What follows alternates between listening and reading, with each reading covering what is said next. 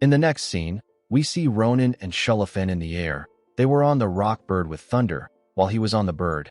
Our boy remembered the ironclad monster he fought. Its movements were quite swift, and its body was tough. It also had a bizarre hidden weapon like a full-on killing machine.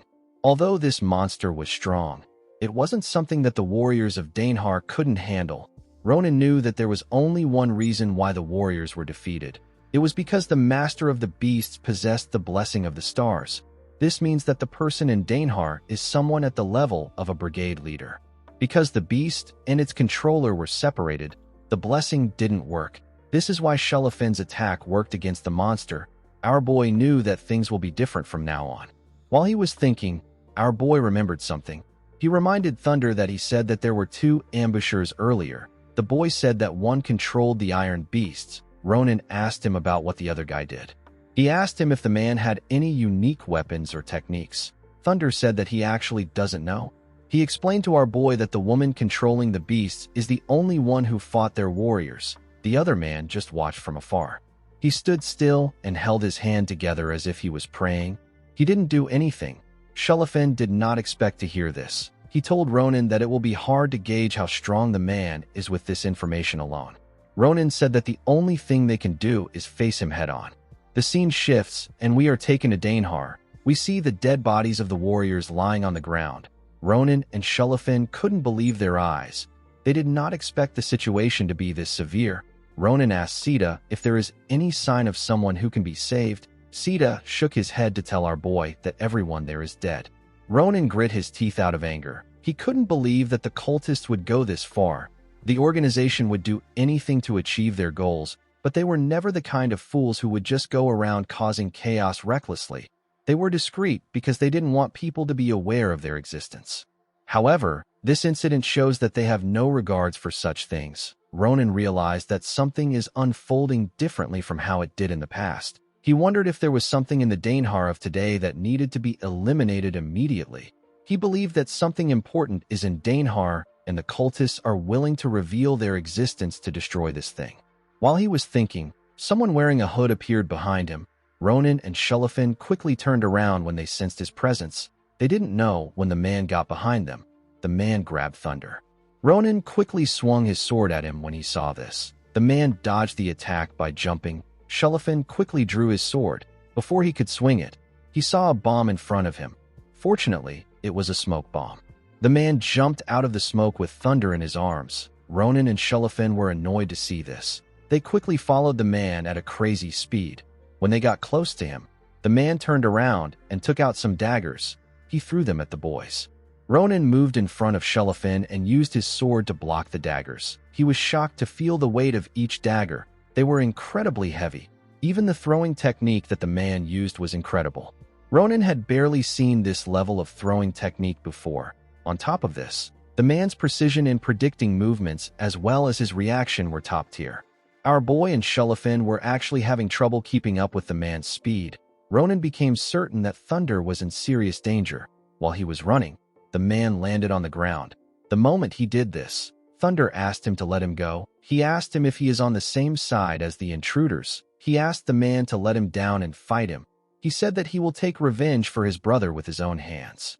The man called him a foolish brat and threw him on the ground. He asked Thunder if this is why he came back there with his own legs. He asked him if he came back for some flimsy revenge.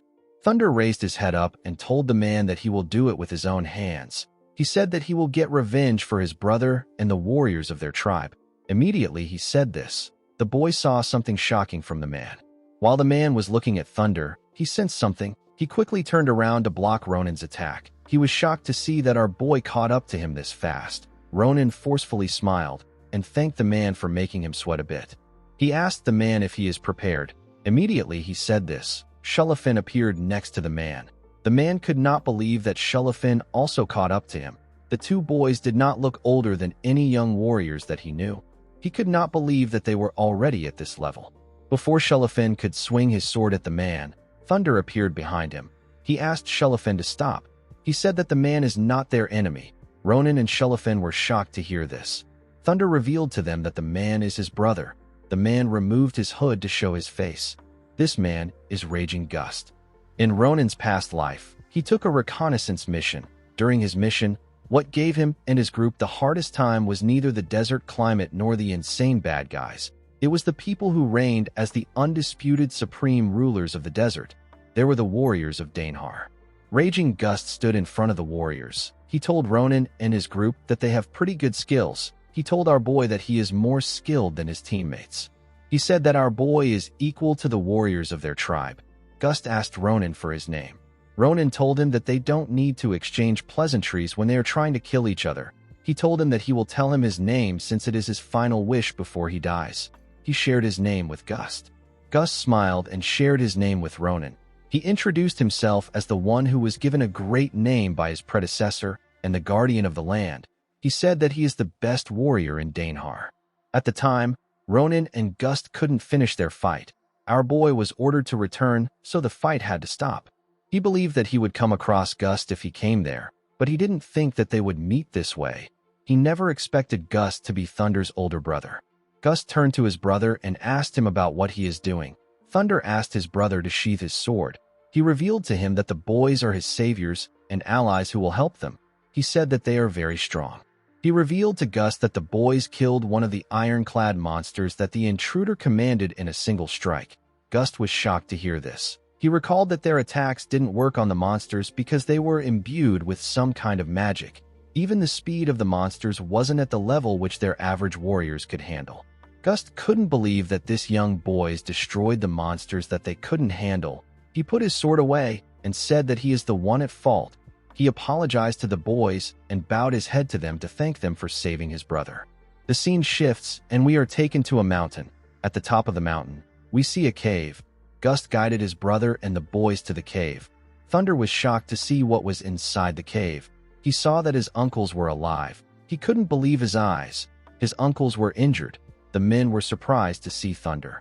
They wondered why he was there. One of them stood up and asked him if he was captured and taken away. He asked him if he is hurt. The boy assured him that he is fine. He said that he is glad to see everyone is okay. Ronan asked Gust to tell him what happened. He said that Thunder told them that everyone is dead. He asked him about how they got away from the intruders. Gust said that he doesn't know what happened. After he sent his brother away, he and the other warriors used their full power to fight the intruders. They were all prepared to die. However, in the face of the dark power of the intruders, their resolve was nothing but the struggle of ants. The warriors had to accept that they would be killed. There was no way to survive the massacre. However, for some reason, the intruders stopped attacking and ended up disappearing. Gust clenched his fist out of anger. He said that they only survived out of the intruders' whims. After the woman let them go, they searched the entire village for survivors and retreated to this hideout. Gust told Ronan that they are already reaching their limit in this place. The wounded, elderly, and the untrained have reached the limits of their stamina. Gust said that once they finish their preparations and evacuate the citizens, they will return to the village to finish their battle with the intruders. Ronan asked him if they will continue the battle even though they can't win. Gust said that his people never learned how to live as obedient dogs. He raised his fist and said that they cannot sacrifice the powerless ones among them just because of their stubbornness. He told the boys that he wants to ask them for a favor. He opened his fist and showed them a black stone. Ronan asked him if this is the Danehar magic stone. The man said that it is. He correctly assumed that this was what the boys were looking for. He told Ronan that he will give him the magic stone if he takes Thunder and the remaining tribe members out of Danehar. He said that he and the other warriors will do their best to hold the intruders there. With a stupid look on his face, Ronan rejected the request. Sita also copied him in making a stupid face. Gust was shocked to see that our boy rejected his request. He asked him if he does not respect a warrior's honor. Ronan revealed to him that they actually came there for the stone. He said that they also have a lot of business with the crazy cultists. He told Gust that they can't just leave like this.